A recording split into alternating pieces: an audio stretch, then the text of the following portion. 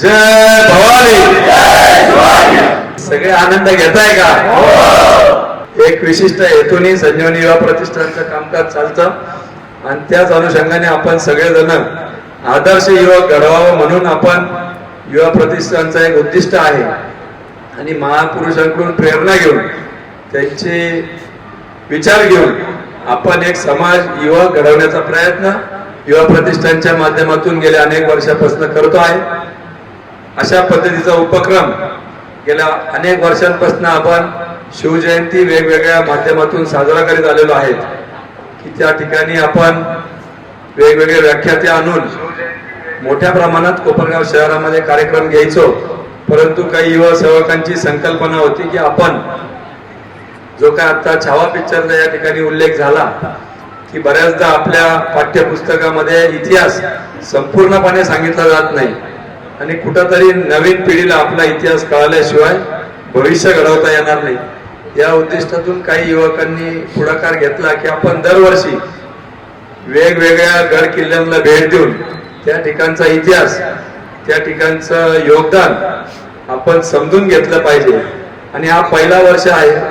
या पहिल्याच वर्षामध्ये आपल्याला चांगला प्रतिसाद असा कोपरगाव तालुक्यातील सगळ्याच युवकांकडून मिळालेला आहे आणि निश्चितपणाने माझ्या मते त्या ठिकाणी आपल्याला काही माहिती गडाची किंवा त्या ठिकाणची इतिहास वरती गेल्यावर आपल्याला अनुभवायला भेटणार आहे, ऐकायला भेटणार आहे।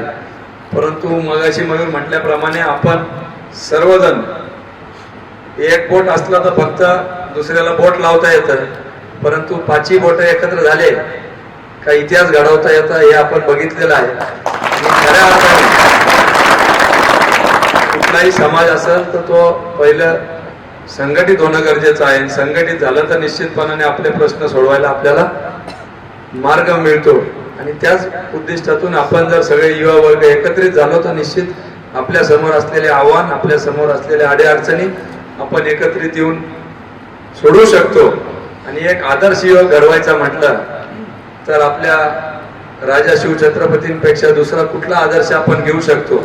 त्यांना डोळ्यासमोर ठेवून त्यांची प्रेरणा घेऊन आपण या मोहिमेवर किंवा या ठिकाणी आलेलो आहोत। आपण विघ्नहर्त्याचं दर्शन घेतलेलं आहे। आपल्याला सगळ्यांना मी शुभेच्छा देतो। आपल्या येणार भविष्य आपल्या येणारे अडचणी विघ्नहर्ता दूर करेल अशी परमेश्वर त्यांनी प्रार्थना करतो। इतिहासचा साक्षीदार आहे। या ठिकाणून स्वराज्याची निर्मितीची सुरुवात या ठिकाणून झालेली आहे, त्याची बीज इथं रोवली गेलेली आहे। खऱ्या अर्थाने स्वराज्याची राजधानी जरी रायगड असलं तरी या ठिकाणी शिवरायांची जन्मभूमी, ज्या ठिकाणी पावनभूमीमध्ये शिवरायांनी जन्म घेतला अशा पावनभूमीमध्ये आपण आहोत। कुठलाही अनुचित प्रकार आपल्या हातून होता कामा नये, ज्याच्याने आपल्या युवा प्रतिष्ठानला आणि आपल्या कोपरगावला कुठेतरी गालबोट लागल। आपल्या महिलांचा आदर ठेवून त्यांचा सन्मान ठेवून ज्या माई माऊलीमुळे आपण या विश्वामध्ये आलो, जगामध्ये आलो, मा जिजाऊला देखील या निमित्ताने वंदन करतो की स्वराज्याचे 2 छत्रपती घडवण्यामध्ये मोलाचं योगदान त्यांनी या ठिकाणी दिलं आणि सर्वच स्त्रियांना या निमित्ताने मी शुभेच्छा देतो, वंदन करतो। फक्त महिला दिनालाच नव्हे तर एरवी सुद्धा स्त्री सन्मान ठेवून आपण समाजात वावरणं अपेक्षित आहे। कुठेही आपल्या वर्तणुकीमध्ये असं वाटलं नाही पाहिजे की आपण कुठंतरी गैरवर्तणूक त्यांच्या प्रती करतो आहे। असेच उपक्रम आपण येत्या काही कालखंडामध्ये घेत राहू। पुन्हा एकदा आपल्या सगळ्यांना शुभेच्छा देतो आणि माझा छोट्या गाणी आपल्याशी असलेला संवाद मी याच ठिकाणी पूर्णविराम देतो। धन्यवाद।